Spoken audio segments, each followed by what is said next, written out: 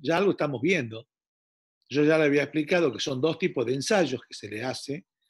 En realidad, dentro de esos ensayos tenemos el ensayo de vacío y el ensayo de cortocircuito, ¿sí?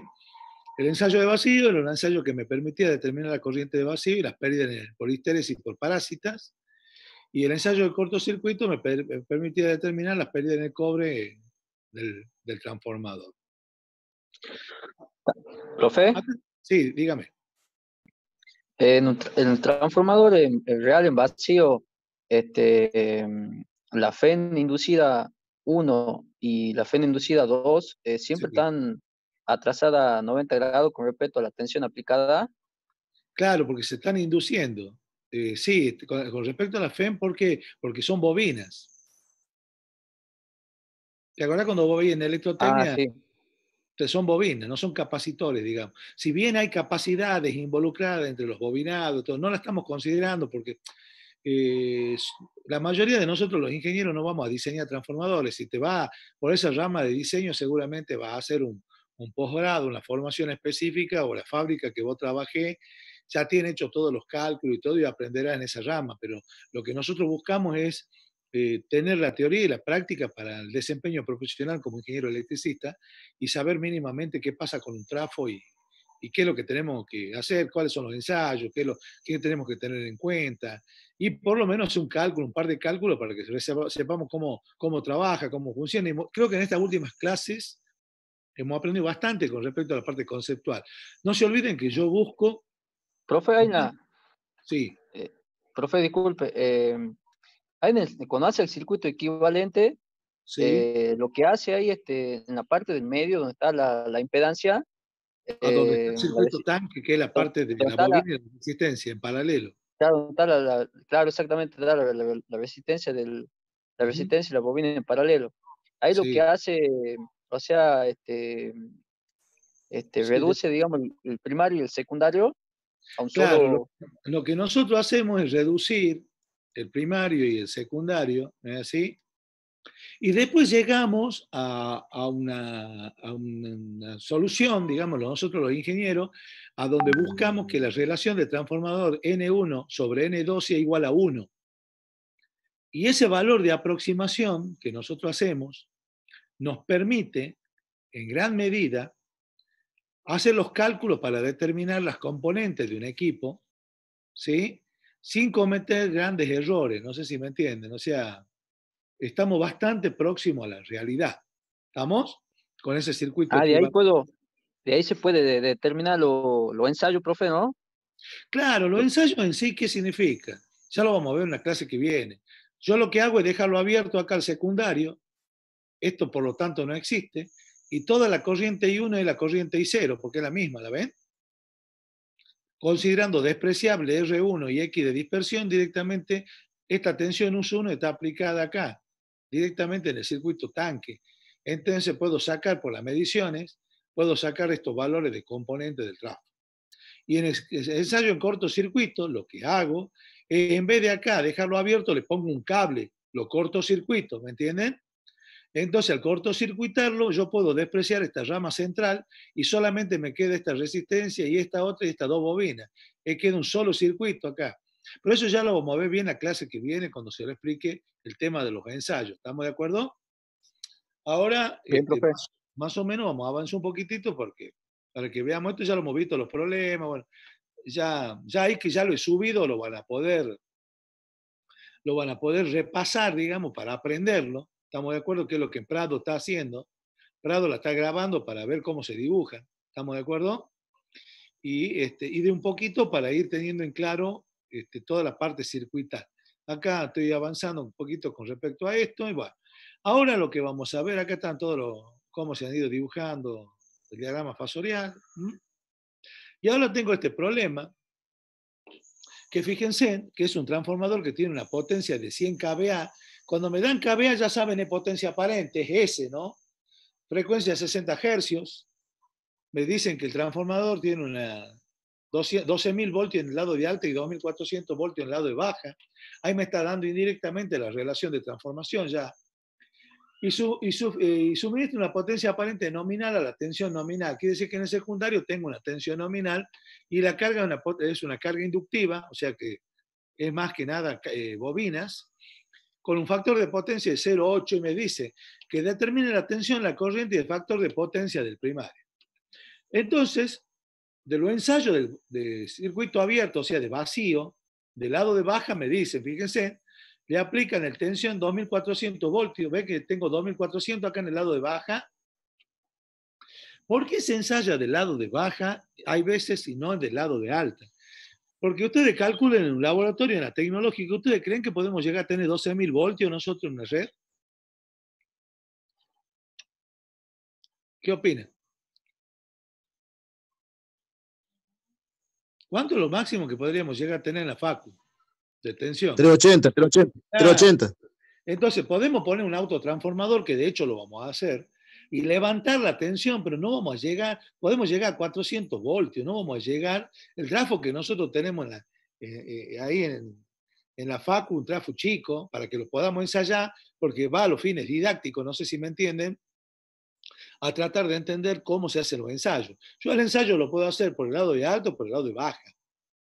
Entonces, lo que yo realmente voy a hacer entonces acá es, fíjese, por eso se ha ensayado en vacío, se ha dejado del lado de alta en vacío y se ha hecho el ensayo del lado de baja.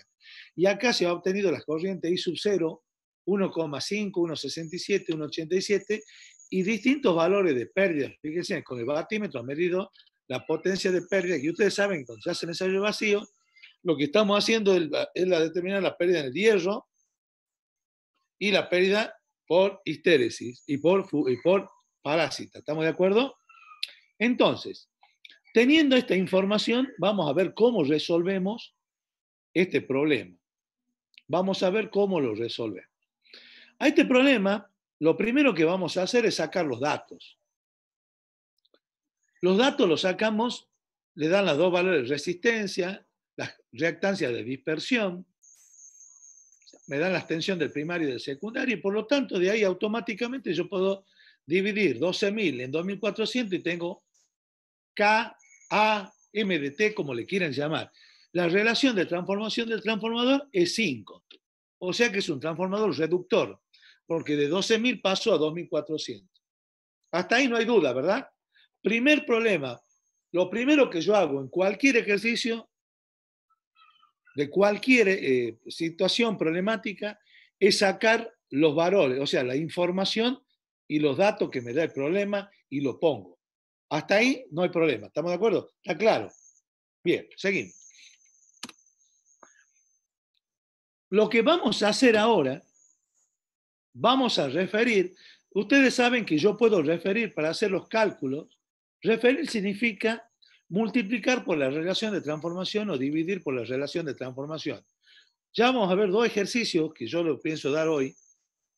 Lo que significa es o llevar todos los valores al primario o llevar todos los valores al secundario. Y lo vamos a ver acá cómo se hace. Lo primero que yo sé en cualquier libro que ustedes van a encontrar, en el RAS y en el libro que yo le he pasado los otros días, que si yo refiero al lado del secundario, tengo que dividir en la relación de transformación al cuadrado.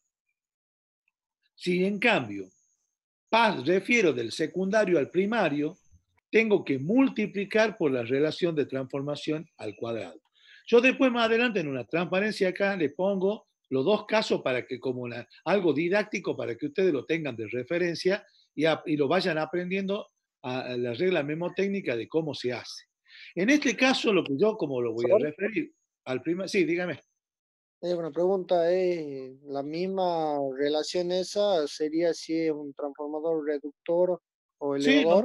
lo mismo, lo mismo. Ah, muy bien, gracias. Lo que tienen que saber es esto que está acá se puede demostrar matemáticamente y yo lo dejo porque están en los libros para ser demostrado. ¿Estamos de acuerdo? Bien. Entonces yo divido, fíjense, en R1 que vale 7 en la relación de transformación al cuadrado. Acá he puesto a la quinta, disculpe, ¿no? Y acá al cuadrado, ¿no? Tengan cuidado acá. Ahí parece que cuando después armó la ecuación es igual que el de abajo, al cuadrado. ¿Estamos? Me da 0,28 y 0,76. ¿Qué quiere decir eso? Vamos a ver. Ahora, habiéndolo referido del primario al secundario, vamos a calcular la corriente que circula. Ustedes saben que la potencia me la dan de información de 100 kVA y la tensión del secundario es de 2400 voltios. ¿Es así o no? Por lo tanto, yo puedo sacar la corriente que es 41,67 amperes. Pero además, me habían dado de información que el coseno phi era inductivo de 0,8, ¿se acuerdan? Por lo tanto, si yo puedo sacar el ángulo phi, es un ángulo de menos 36,87. ¿Por qué menos? Porque al ser inductivo atrasa la tensión. ¿Era así o no era así?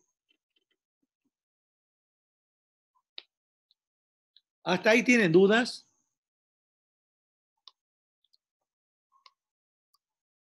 ¿Chicos? No. Bueno. Entonces, si yo acomodo, el menos es por ser inductivo, ¿estamos de acuerdo? Y retrasa a la tensión. Entonces, si yo acomodo, ya tengo el valor del módulo, que es 41,67, y tengo el ángulo, por lo tanto, la corriente de carga vale esto. Si la quiero pasar a forma rectangular, ya saben ustedes cómo se hace con la calculadora y tienen este valor en amperios.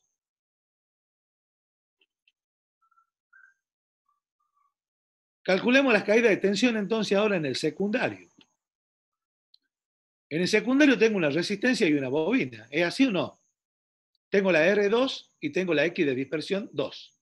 Entonces voy a calcular la caída de tensión de la resistencia 2, que es la corriente que circula por la resistencia 2, perdón, y obtengo este valor en voltios. Ahora hago exactamente lo mismo con la caída de la reactancia de dispersión. No se olviden, ¿dónde cometen el error ustedes cuando están trabajando, digamos, en un parcial y la locura a ustedes le entra a la cabeza y se ponen mal? Se olvidan de esta J. Nunca se olviden que están trabajando, es una bobina. Entonces por ahí multiplican. ¿Y qué ocurre? Esa J significa 90 grados, chicos. ¿Me entienden a lo que voy? Que si no la ponen, se van a comer 90 grados.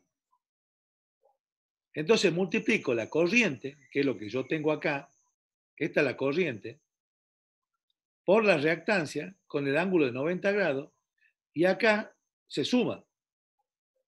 Bueno, en realidad se van a restar porque están de distintos signos. Y voy a obtener este valor de caída de tensión. Ustedes se van imaginando entonces que ya tienen, en el lado del secundario tenían la tensión E sub 2, tenían la resistencia R2, la reactancia X2 y la caída de potencial B2. Si yo acomodo un poquito esto, aplicando Kirchhoff, lo que tengo es esa ecuación que está ahí.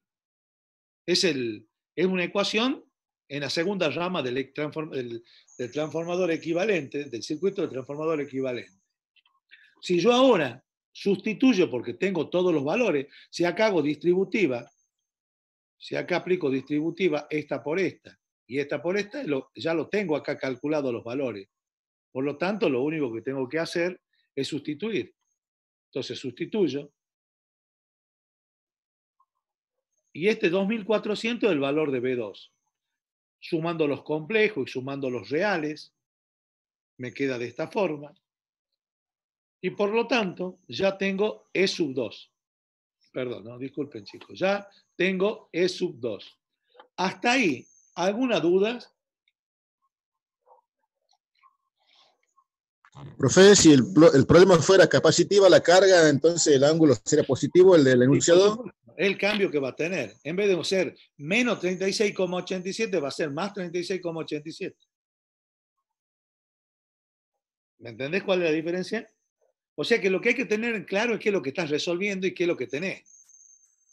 Y no comerte los valores, porque si te lo come el J de la reactancia de dispersión, ya te estás comiendo un 90 grados ahí, y fíjate que eso hace que vos tengas acá un ángulo positivo, ¿o no?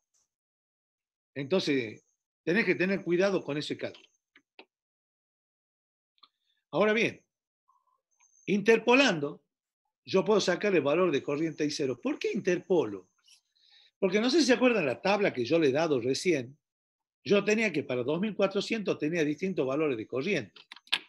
Yo tenía que para 2400 voltios en un punto tenía 1,5 amperes, que voltio poner más el ampere de más. Y para 2500 tenía 1,67. Eso sale, chicos. Eso sale de la tabla esta. Fíjense que está acá, ¿lo ven? Que yo tengo acá el valor. Lo ven en 2400, 1,5. Para 2500, 1,67. ¿Por qué hago eso, digamos? Porque acá me da 2429. No sé si lo ven aquí. Acá, ¿cuánto me da? 2429. Y acá tengo 2429, tengo 2400 y 2500. No sé si lo ven. Entonces no tengo el 2429. Entonces lo que yo voy a hacer, digamos, es interpolar. Entonces yo al interpolar, lo que hago es lo siguiente. Digo, bueno, para 2400 es 1,5 y para 2500 es 1,67. Para 2429 no sé si hago un cálculo, interpolando me da que la corriente I0 es 1,55 amperes. Vamos. Eso puede pasarnos a nosotros en el ensayo de vacío. Tranquilamente nos puede dar eso en el ensayo de vacío en el transformador de la facultad. Cuando ya tengo ese valor, puedo calcular la potencia para esa corriente. Pero ¿qué ocurre? Vuelvo al problema anterior, fíjense. Disculpen que vaya volviendo así. Acá yo tenía para la corriente y acá que tenía la potencia, que la medía con el batímetro, ¿estamos de acuerdo? Y bueno, pero yo no tengo el 1,55, entonces tengo que calcular cuál es la pérdida para el 1,55. Entonces lo que voy a hacer es voy a volver a interpolar y voy a decir, para 1,50 tengo 940 vatios, para 1,67 1020 vatios, para 1,55 interpolando tengo 963,53 vatios. Ya tengo P sub 0, pero P sub 0 como están dados en vatios, ¿qué me está dando, muchachos? ¿Qué me está dando el P sub 0 ahí? Este P sub 0, ¿qué significa? Pérdida del hierro. Total. Exactamente. ¿Se acuerdan del circuito tanque? Me está dando el valor de la resistencia, ¿estamos claros? No de la reactancia, de la bobina, que es la que representa la corriente de magnetización, sino la potencia P sub 0 de la resistencia. Por eso ustedes saben que es I sub 0 por E sub 2 por el coseno phi. Yo de espejo saco el coseno phi, porque este dato ya lo he calculado de acá, fíjense. Este dato yo ya lo tengo de aquí, este dato lo tengo de acá. Este dato lo tengo de la corriente. Y este dato lo tengo de haber calculado S1 recién, S2, perdón. Entonces yo tengo un ángulo de 75,17 grados. Ya tengo el ángulo de la corriente I0. ¿Estamos? Pero no se olviden, y ahí tienen que tener cuidado. Tengo que sumarle el ángulo de la SU2 que era de 0,4 grados. Porque ¿se acuerdan cuando hacíamos el gráfico anterior? Nosotros, cuando habíamos hecho el gráfico anterior y sumábamos los ángulos, no me tengo que olvidar el ángulo propio de la SU2. La corriente está atrasada, pero hay que sumarle el ángulo. Por lo tanto, tengan cuidado porque hay que sumarle a los 75,17, hay que sumarle el 0,4 ese que tienen adicional. Este problema que yo le estoy dando, chicos, está en el libro que le he pasado del MIT, el staff, ¿se acuerdan? En el staff, de ahí lo he sacado el problema este. O sea que aparte lo tienen en el staff para poder consultar. Acá este grafiquito yo le he agregado para que ustedes se acuerden que cuando yo refiero del primario al secundario, multiplico a cuadrado, divido en a, multiplico en a. Y si lo refiero del secundario al primario, divido en A cuadrado, divido en A cuadrado, divido en A cuadrado, divido en A cuadrado, por A y divido en A. Esto es lo que ustedes tienen que saber si lo refiero para un lado o lo refiero para el otro. O sea que esto le va a servir. Ojo, esto es una síntesis. Esto es una síntesis que ustedes tienen que leer para poder entender en los apuntes que yo le he dado. ¿Cómo le ha ido con los apuntes que yo le he pasado que lean esas 30 hojitas?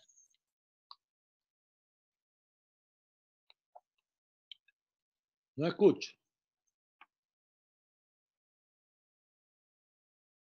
Hola.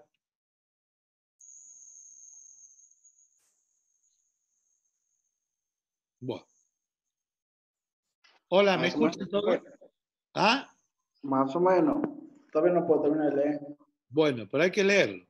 Entonces, como yo he analizado lo anterior, yo puedo multiplicar por A porque ya está referido. Acá le sumo, fíjense, los 4 grados, ¿lo ven? Los 0,4 grados. Y me da la corriente de vacío que tiene un ángulo de menos 74,77 grados. La corriente de carga va a ser la del primario, va a ser I sub 0 más A y su S. Esto, para que ustedes lo puedan entender, se van a tener que ir a imprimirlo al grafiquito anterior que yo le he dado, cómo se refiere, ¿sí?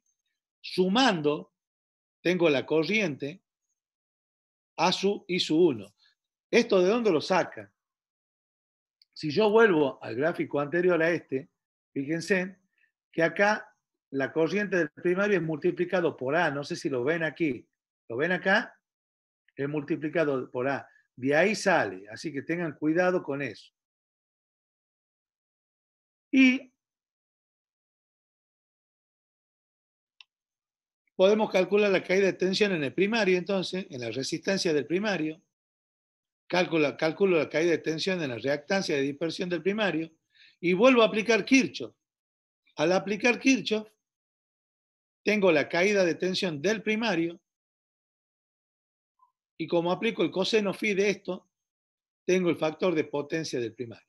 O sea que yo he referido todo el secundario al primario, he hecho el cálculo y he calculado la tensión del primario, el coseno phi del primario y la corriente de vacío, que era lo que me pedía el problema.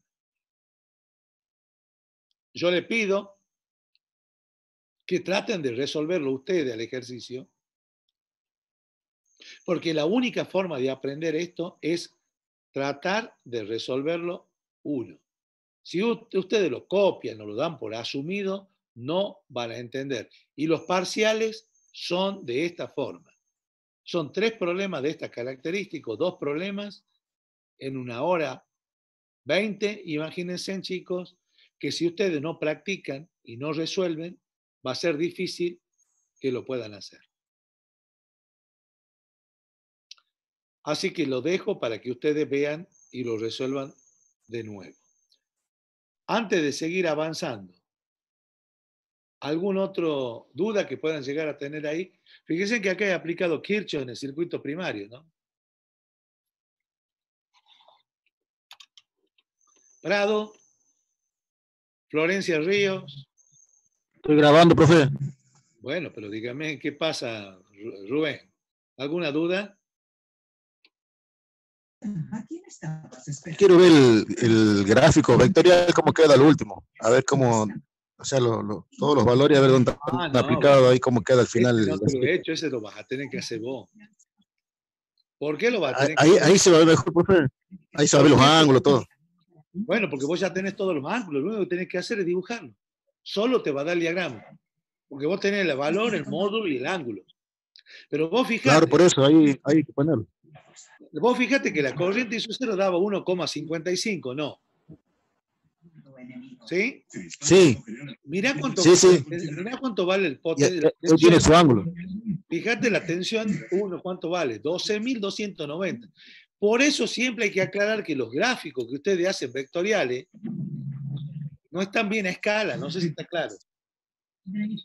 Porque ¿cómo voy a representar? Claro, va a ser bien chiquito una parte y una parte gigante. Exacto. Entonces lo que ustedes, por eso cuando rindan un examen o cuando hagan, aclaren que no está a escala. Lo que hacen es magnificarlo para que puedan visualizarse lo que están dibujando. Si no, va a ser algo muy pequeño con algo muy grande. Dos escalas totalmente distintas. Se puede dibujar con dos escalas, por supuesto, pero tienen que tener el concepto. ¿Estamos? Profe, la potencia en vatio obtenida de vacío, ¿esa se mantiene constante en, Bueno, en todo el trabajo? Ese no Sí o cambia. sí. Eso no cambia, No cambia en la nunca. vida del trafo mientras viva. Aunque esté sobrecargado, eso se suma, se compensa con las cargas, con Claro, el trabajo. por eso es importante el ensayo, para que vos sepas qué pérdida tiene el equipo. ¿Me entendés? Ahora bien, ¿Profe? si ese transformador se quema y vos lo rebobinás y toda la historia, al núcleo, por supuesto que cuando pasa los años se van aflojando, digamos, porque eso está cinchado con prensas internas, con perno, y cuando eso se va aflojando, y ustedes hay un ruido que van a sentir en los trapos, que por ahí le vibra, es lógico, va a ir cambiando algunas cosas. ¿Entienden? Y si se rebobina y eso se modifica, va a haber que nuevamente hacer el ensayo vacío y el ensayo de cortocircuito. Sí, ¿qué me querían preguntar? Cuando se le hace el ensayo de cortocircuito, un transformador real también se puede determinar, bueno, las pérdidas y lo que es la tensión nominal primaria y la corriente primaria, ¿no? Y bueno, y vamos a ver también la resistencia de los bobinados y vamos a calcular un montón de cosas en el práctico.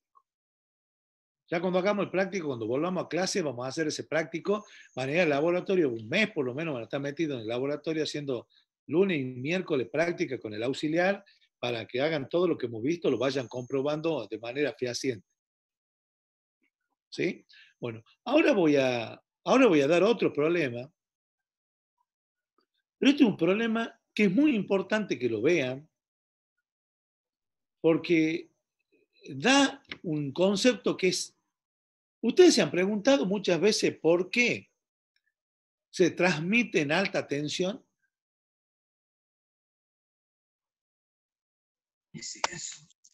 Para achicar los conductores y transmitir la energía Ay, bueno, a larga distancia.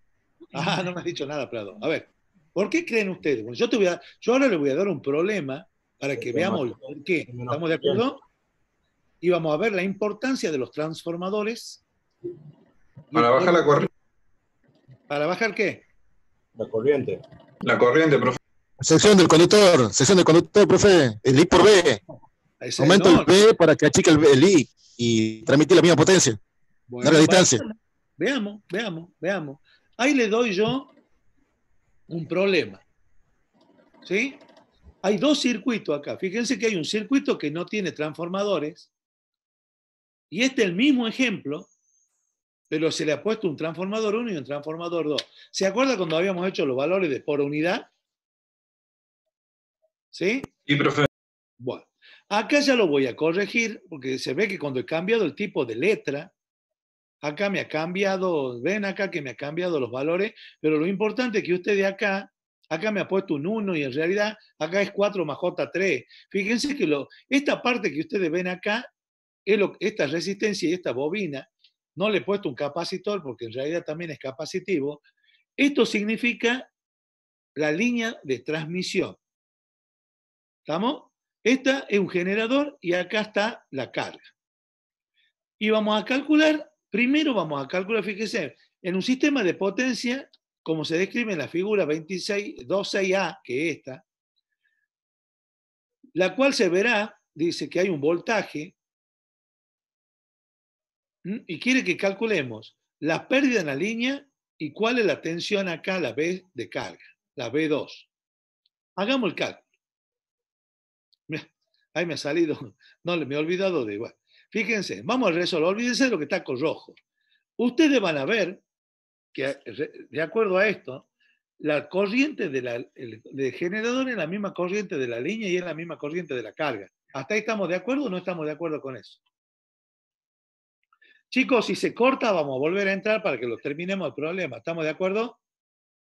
Volvemos a entrar para terminar.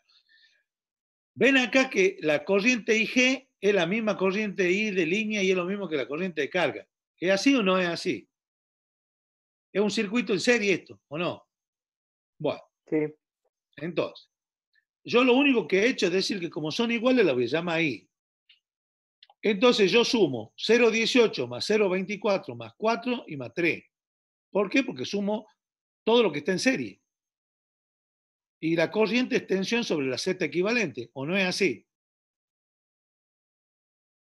Por lo tanto, 480 voltios dividido en 5,3 con este ángulo me da 90,76 con un ángulo de menos 37,8 grados.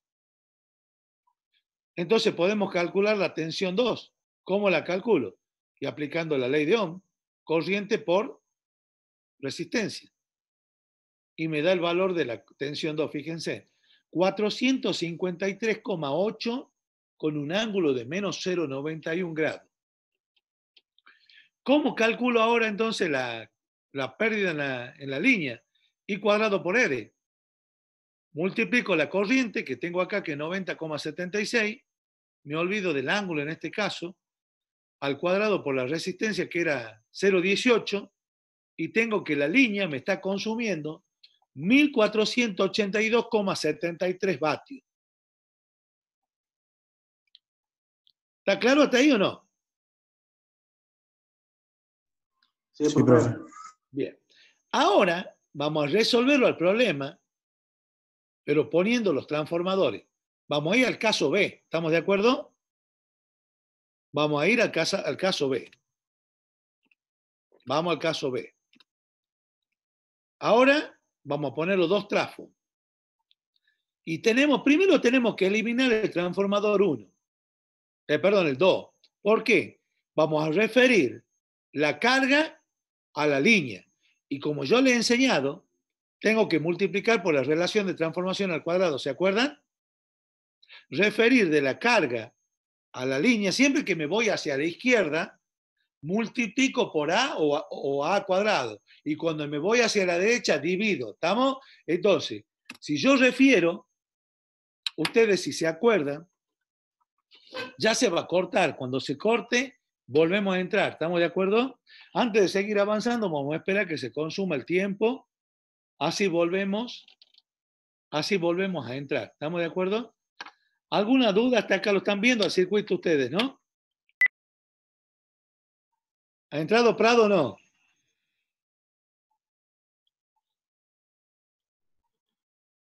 Vamos a esperar un poquitito así entren todos.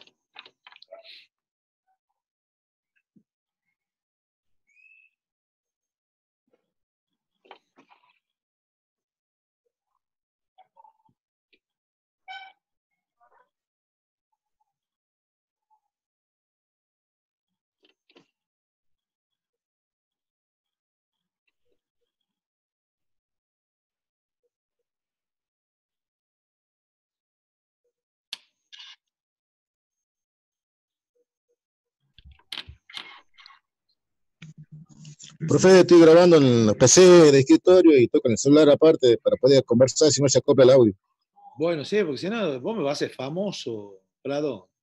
Bueno, ahora entonces lo que vamos a hacer es referir la carga a la línea. Y yo ya le he explicado que para hacer eso,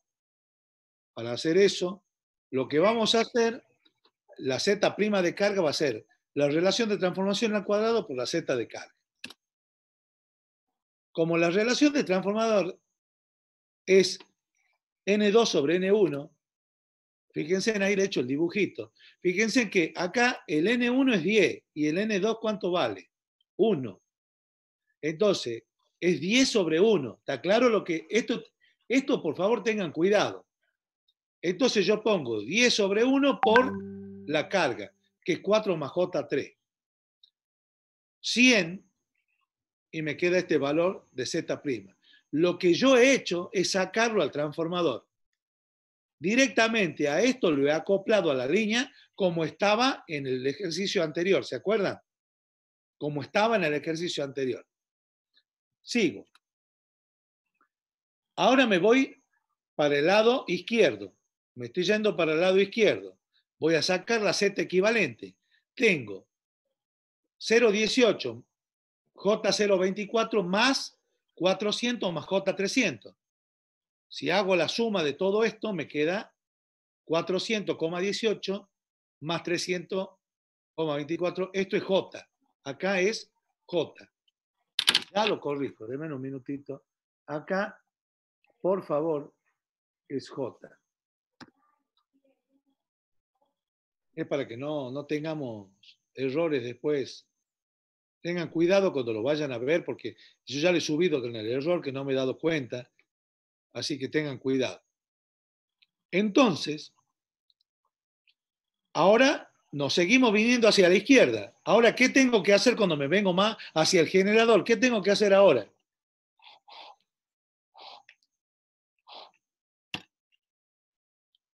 ¿Qué hago ahora? Escucho. A ver, por favor. ¿Qué tengo que eliminar? El primer trafo. El transformador número 1. Perfecto. O sea que ahora vamos a eliminar el transformador número 1. Nada más que ahora voy a hacer que el Z' de la línea es la relación de transformación al cuadrado por ZL. ZL ya lo tengo acá, ¿o no? Nada más que acá tengan cuidado porque la relación de transformación es N1 sobre N2. N1 vale 1, N2 vale 10. Entonces, es 1 sobre 10 al cuadrado. Por la Z de línea me queda 4 más J3. Ah, mira vos. ¿Qué ha pasado? ¿Qué opinan? ¿Qué pasó acá? Esto aquí es igual. La Z de carga. Ah, mira vos. He puesto los transformadores y me ha cambiado algo. ¿Ha cambiado algo con los trafos?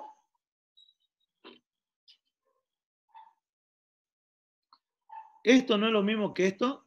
Que está acá. Sí, profe. ¿Y qué ha cambiado entonces? ¿Para qué he puesto los trafos entonces? Fíjense, me gasto plata en dos transformadores. En un elevador y en un reductor, ¿o no? ¿Qué he ganado?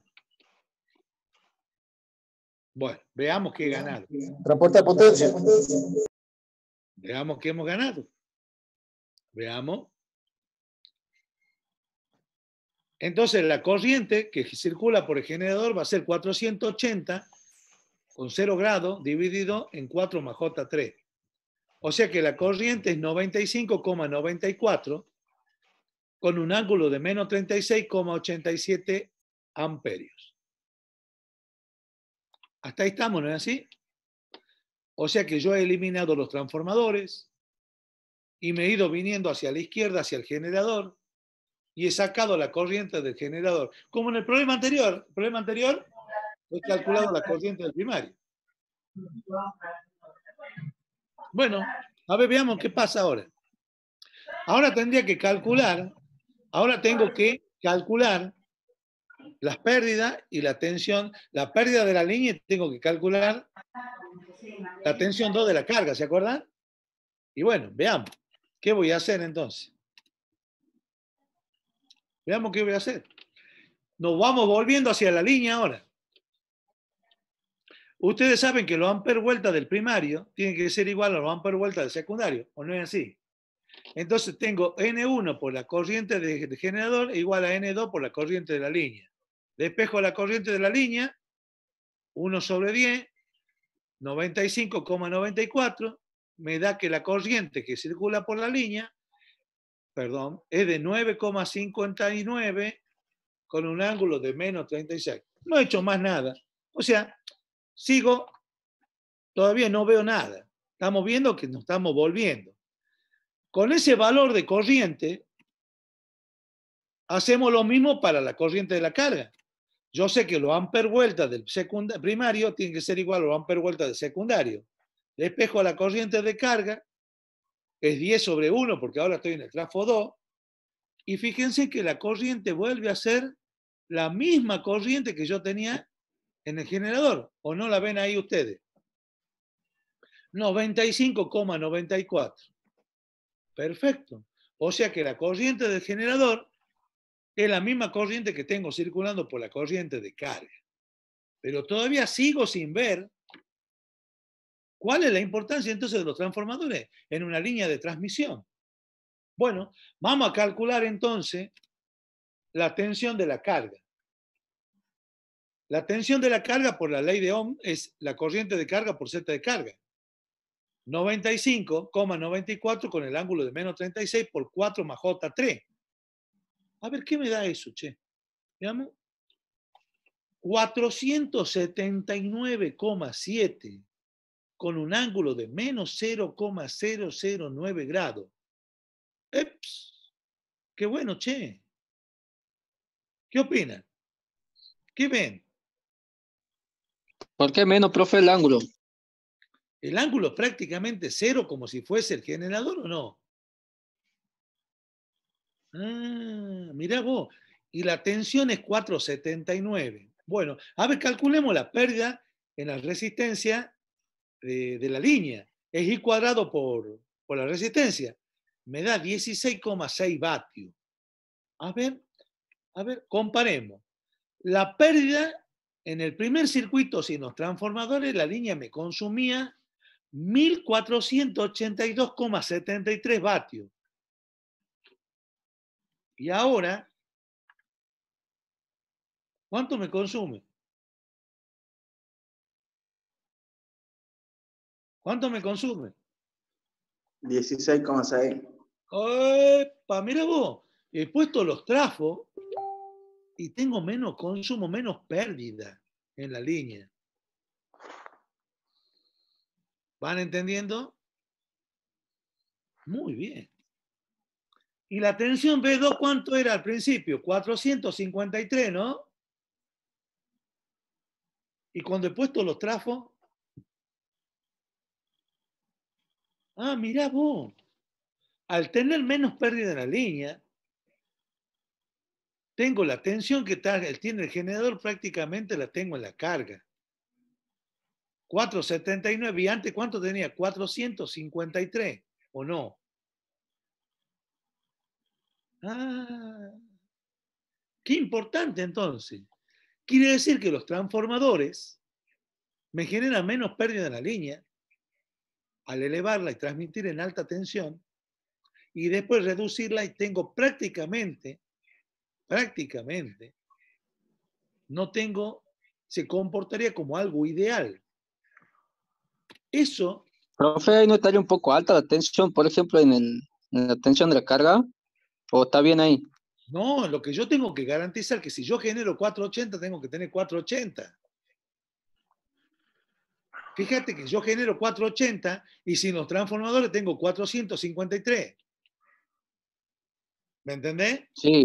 Y cuando pongo los trafos, tengo 479,7. Fíjate vos. Cuando no tengo los trafos, consumo 1400 vatios. Cuando tengo los trafos, tengo 16,6 vatios. ¿Qué opinás? ¿Entienden por qué la importancia de los transformadores en los sistemas eléctricos?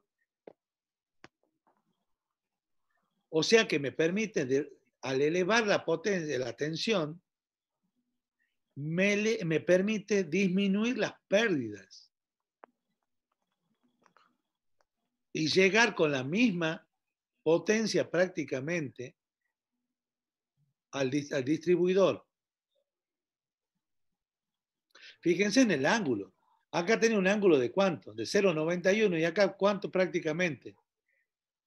0. Si ustedes se acuerdan, y yo me vuelvo para atrás, en el circuito, acá, fíjense que acá el generador ¿cuánto tenía? 480, ¿no? ¿Lo ven? Yo empezaba con 480. Y sí, bueno, fíjense que yo acá que llegaba a 453, en cambio acá estoy llegando con 479,7.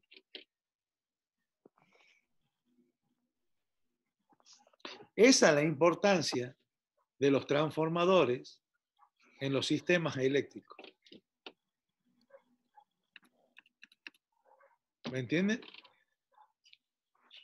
Por eso Hay que hacerle los mantenimientos que hay que hacerle, los ensayos que hay que hacerle, cuidarlo, hacerle, mantenerlo, programar sus mantenimientos, sacarlo de servicio, hacer mantenimientos programados, hacer mediciones de los aceites, de la densidad, si no ha cambiado la viscosidad, ver las temperaturas en los bobinados, ver cómo el comportamiento, cómo están los aisladores, los aislantes, digamos, cómo están los pasatapas, limpiarle los polvillos que puedan tener acumulados en los pasatapas para que no haya, ya vamos a ver más adelante, un arco, bueno, etcétera, etcétera, etcétera. ¿Qué opina? Escucho. Hasta acá llegamos, esta es la clase de hoy. ¿Qué opinan ustedes? Profe, no hablo nada del material. ¿Cómo? ¿Prado? Disculpame, se ha acoplado ahí, decime.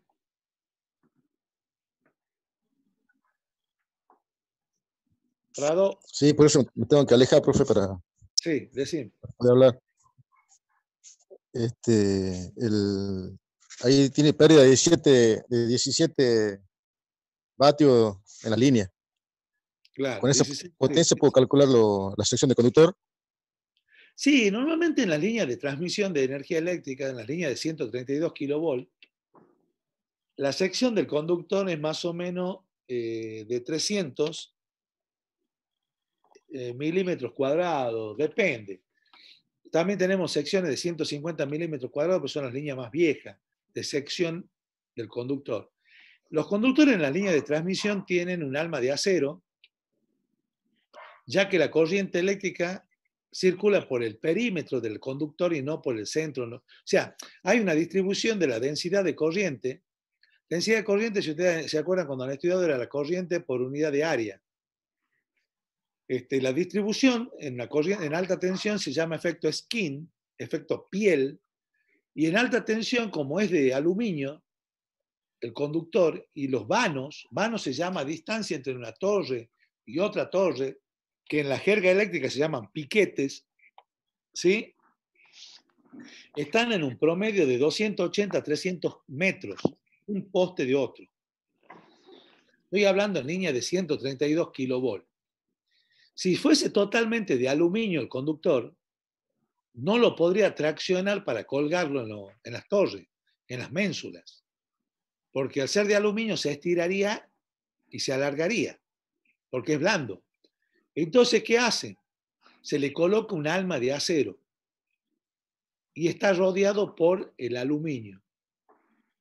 El conductor circula por el periferia, donde hay mayor distribución de la corriente de carga, y viaja por la periferia del conductor. Es lógico que el conductor ese, ya van a ver cuando vean con el ingeniero Gallo, con el ingeniero Agudo, en la materia que se llama transmisión y distribución de la energía eléctrica, creo que está en 5º año, van a ver cómo se calcula el vano mínimo, cómo se calcula la distribución de esos vanos, y además van a ver cómo se calculan los conductores con algunas hipótesis que se deben realizar para poder hacer el cálculo eléctrico, para hacer un tendido de una línea eléctrica. Ustedes se van a dar cuenta que una línea de transmisión es de alta tensión, porque las líneas de distribución de media, línea de 33.000 voltios, de 13.200 voltios, solamente en las columnas van a ver que tienen 3 aisladores, 3 campanas de aisladores.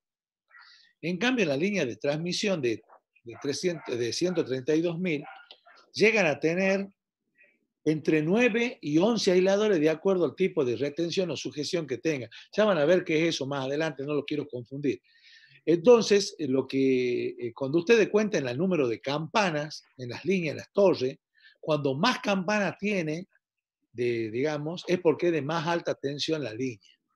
¿Estamos? Entonces ustedes cuando vayan por la ruta y la miren, cuando vean que tiene más de 3 campanas, tiene 9 campanas o 11 campanas, es una línea de alta tensión.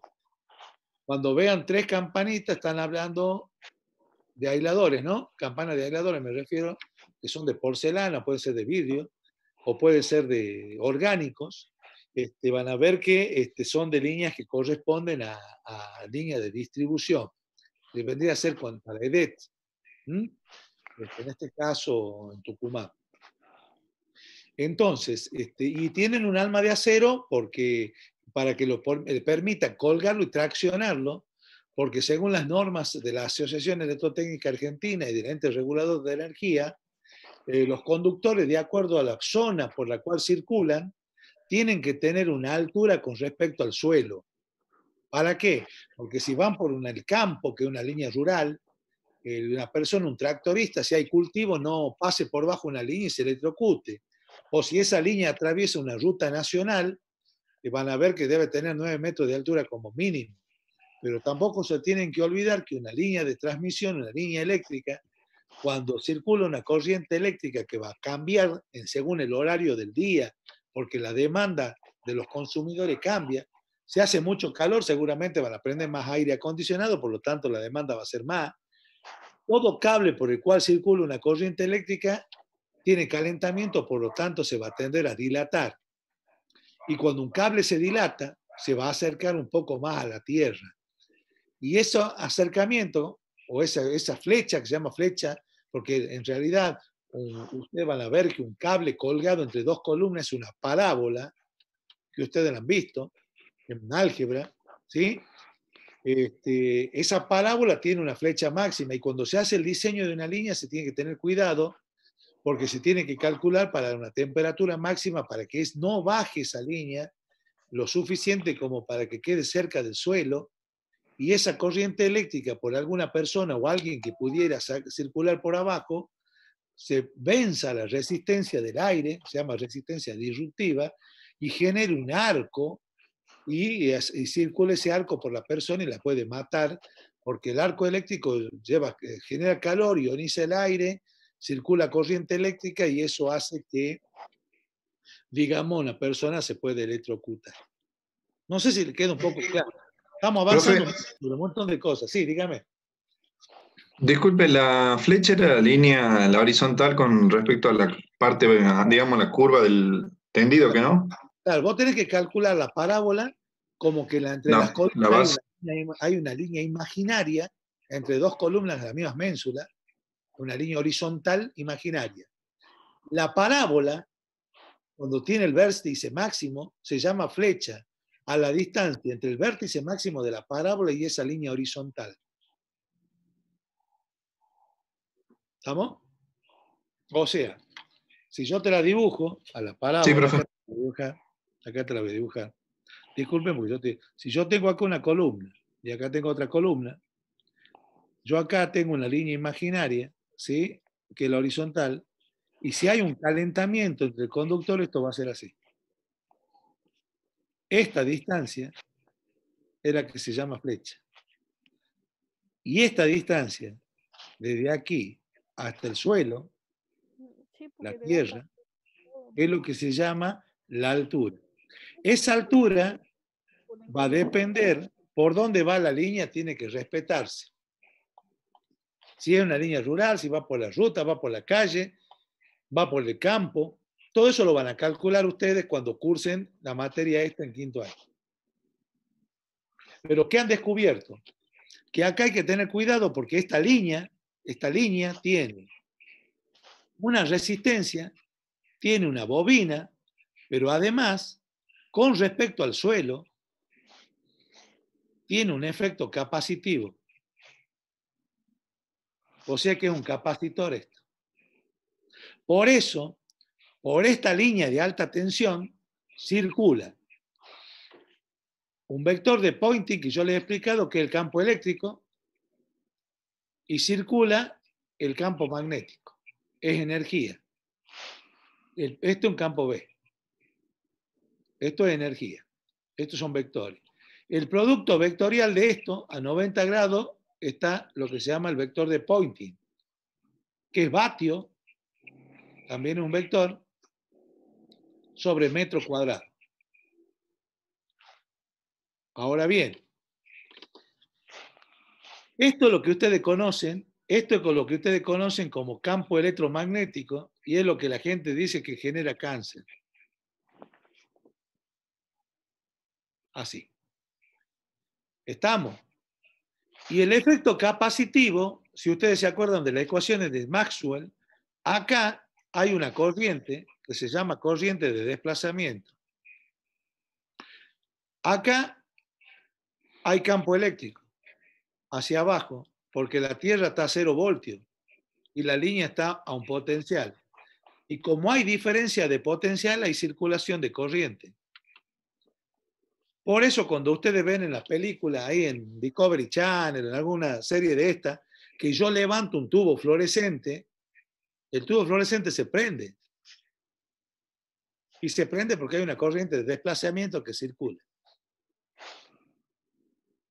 Por eso en la línea de 132.000 voltios o 500.000 voltios, no se deja que nadie viva abajo de la línea. Por eso acá está la torre, acá están los conductores, ¿sí? Se dice que acá tiene que haber 12 metros y medio para la línea de 132.000 voltios y para acá 12 metros y medio. Y recién ahí se pueden construir casas. En la línea de 500 tiene que haber 34 metros para cada lado. No se puede construir casa acá. Ah, por eso lo pasan se llama servidumbre. ¿Ah? Por eso el tendido lo hacen por el bulevar, entonces. Siempre que vos vas a hacer un tendido de alta tensión, lo que conviene hacerlo es por una avenida y por la plataforma central. Claro. Para que se respete los 12 metros y medio. Si no, no lo va a hacer. Ahí en Vilago, por ejemplo, con el country, yo he tenido que asesorar para que las casas se hagan a las que tienen más de 12 metros y medio, para que los campos electromagnéticos no afecten a la casa. Qué teoría que le he dado hoy, muchachos, ¿no? Así que se han ido, pues, hemos ido por la rama, pero han visto la importancia de los transformadores en una línea de transmisión. ¿Por qué se lo estudia tanto? Pregunta. Excelente, profe. Han aprendido algo, ¿no? Eso es importante, que aprendan. Y que después pregunten y cuestionen. Y todo lo que uno enseña, cuestionen. Chicos, no se queden con los PowerPoint. Traten de resolver los problemas, busquen ejercicios, lean la teoría. Le va a costar, pero lean, logren entender los conceptos. ¿Sí? Traten de comprender la temática. ¿Mm? Este vector de Poynting es muy grande. Este vector es muy grande en la, digamos, déjame un minutito.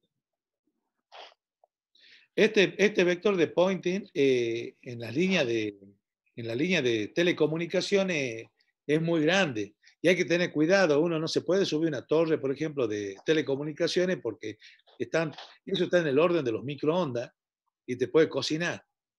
Te quema el cuerpo. Te puede quemar, digamos, la piel, te puede generar cáncer. Por eso, si Telecom o alguna empresa tiene que trabajar en una línea, tiene que desconectar todo para que la gente suba. Porque ese vector de Poynting es complicado. Y ese vector de Poynting también, el que los celulares reciben la señal. Cuando ese valor es bajo, ustedes van a ver que los celulares pierden la señal. Por eso, cuando van por la ruta, ustedes van a ver que hay lugares que pierden señal. Y Telecom, ¿qué va haciendo? Va poniendo torres cada determinada cantidad de metros para que se vuelvan a enlazar. No sé si me entienden. Para que haya continuidad, digamos, en esa energía, porque si no se va perdiendo. Por eso la señal baja o sube de acuerdo al lugar que está.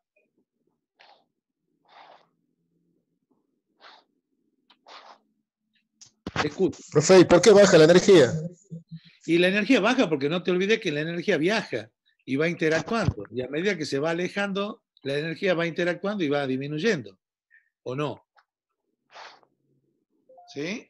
No es que la energía sea, digamos, infinita, que yo por eso busco con los transformadores más o menos transmitir la misma potencia. Pero la energía se disipa, pierde. Bueno, no es lo mismo la señal que vos vas a tener yo a 5 cuadras de una torre de Telecom que bote a 25 kilómetros de una torre donde no hay nada, está en intemperie. ¿No va a recibir señal o no? Por eso van a ver que los videocables ponen, cuando CCC o algunas empresas colocan amplificadores cada determinada cantidad de metros para amplificar la señal, para que llegue la señal o no, porque los conductores no son ideales. Los conductores tienen pérdidas, tienen consumo.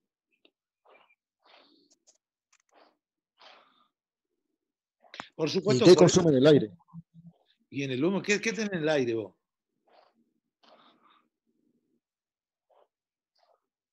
Tenés electrones. La onda electromagnética se transmite en el vacío. Bueno, pero vos tenés vacío, no. No es ideal.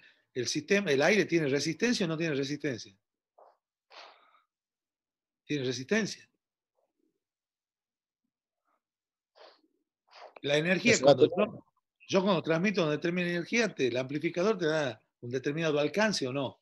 El alcance significa hasta dónde puede llegar la señal. Vos en una señal de Wi-Fi en tu casa, vos tenés un equipo, un módem que te transmite energía.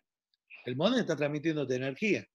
Ahora, ¿cuántas veces te ha pasado que en la pieza o en el fondo de tu casa no tenés la misma señal que estando a la par en el living, a la par del módem? No, porque tiene que atravesar paredes y tiene que atravesar objetos. Es más denso que el aire. Y claro. Por supuesto. Bueno, entre otros factores, ¿no? Entre otros factores. Pero bueno. ¿Qué más? A ver, pregunten, sáquense todas las dudas que tengan, curiosidades que tengan. Yo, si puedo, lo sé, las evacúo. Y si no, busco información y se las evacúo. ¿Qué más le llama la atención? Los transformadores, por ejemplo, es muy importante. A los transformadores yo no he dado esta clase, pero los transformadores normalmente están sumergidos en aceite, yo ya le había explicado eso. Y arriba los transformadores tienen un tanque de expansión. Y además, ¿por qué tiene un tanque de expansión? Y ese tanque de expansión que está arriba, que es un tanque grande, está lleno por ahí hasta la mitad de aceite y al costado del tanque tiene un medidor que ustedes desde abajo pueden mirarlo ya cuando yo lo lleve a una empresa para que vean. Sí. Un máximo y un mínimo, profe. Bueno, lo que pasa es que ahí, lo que yo puedo verlo desde abajo, puedo ver si eso está con un máximo, con un mínimo. ¿Por qué? Si está con un mínimo es porque el transformador tiene algún tipo de pérdida. Por algún lado, por una brida, por algún lado está perdiendo. Entonces, como los transformadores se lo colocan en las estaciones de transformadores en una batea de hormigón impermeabilizada, esa batea de hormigón tiene un 10% más del volumen que tiene el trafo. ¿Por qué ocurre eso? Porque si el transformador explota o tiene alguna pérdida, el aceite pueda quedar contenido desde el punto de vista ambiental, no bañe de aceite toda la estación transformadora, sino que el aceite caiga en ese receptáculo y el aceite quede contenido. Si el transformador tiene 20.000 litros de aceite, tiene que tener un 10% más de los 20.000 para que pueda no rebalsar, digamos, y tiene que estar impermeabilizada con una pintura epoxi para que en el caso que no penetre y no se vaya al suelo, porque muchas veces circulan napas de agua por debajo, el aceite puede llegar a las napas de agua y una persona que está consumiendo aguas abajo, valga la redundancia, puede tomar agua con aceite contaminado y toda esta historia. Entonces las normativas del ente regulador en la República Argentina y de la AEA, la Asociación de Electrotécnica Argentina, norma que los transformadores tienen que tener una batea impermeabilizada con pintura epoxi y con un 10% del volumen. Entonces, ¿qué ocurre? En el caso de que haya una falla, un cortocircuito, hay un calentamiento. Ese calentamiento va a generar que el aceite, que cumple la función de enfriar, busque intercambiar el calor para disipar. Cuando el aceite no pueda disipar ese calor, se van a prender al costado de los equipos, están los radiadores, se van a prender unos ventiladores que tienen los equipos, los trapos de potencia, para tratar de refrigerar. Esas burbujas, porque cuando hay un cortocircuito va a aparecer unas burbujas, esas burbujas van a tender a ascender, porque ustedes saben que el aire pesa menos que el líquido, entonces el aire tiende a ascender hacia la parte superior del transformador. Y muchas veces el calentamiento del aceite va a hacer que se expanda. Entonces el tanque de expansión lo que va a permitir es que el aceite pueda ir hacia ahí, las burbujas puedan ir hacia ahí.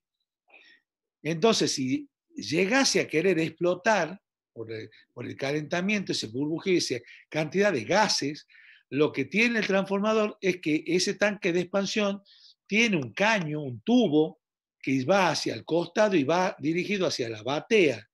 Va a explotar hacia ahí y todo el aceite va a caer por ese tubo hacia la batea y no va a salpicar hacia los costados en la estación transformadora. Eso es una de las funciones. La otra función es que el burbujeo, entre el tubo de expansión y el transformador, hay un relé de protección, que es un relé que a donde se llama relé de Buchholz o de Buchholz. Es un relé que tiene dos émbolos y esos relés, ese relé hace que detecta el burbujeo. Y como, digamos, esos émbolos, como ustedes han visto en los tanques de agua, ustedes han visto que ustedes colocan un relé para que cuando el tanque de agua se va llenando, la boya acciona el circuito y corta la bomba de abajo si ustedes están subiendo por bombeo. ¿Es así o no? Acá este relé funciona más o menos igual. Cuando detecta burbujeo y detecta mucho burbujeo, digamos, estas bollitas que están ahí, lo que hacen es tocar un circuito, lo cierran y lo desconectan al transformador.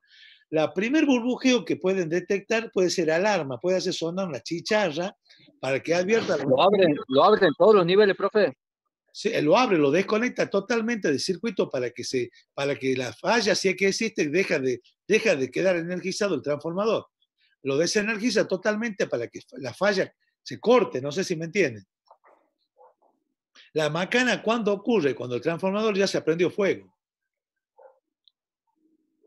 Y es lo que tiene que evitar el relé. Otra protección que tiene un transformador se llama imagen térmica. El punto más caliente de un transformador, muchos pensarían que es la parte superior. Sí, puede ser, no es la parte superior porque el aceite caliente por el principio de electrodinámica, hidrodinámica de Bernoulli, hay una recirculación entre el aire caliente y el aire frío, pero el aceite frío o el aceite caliente.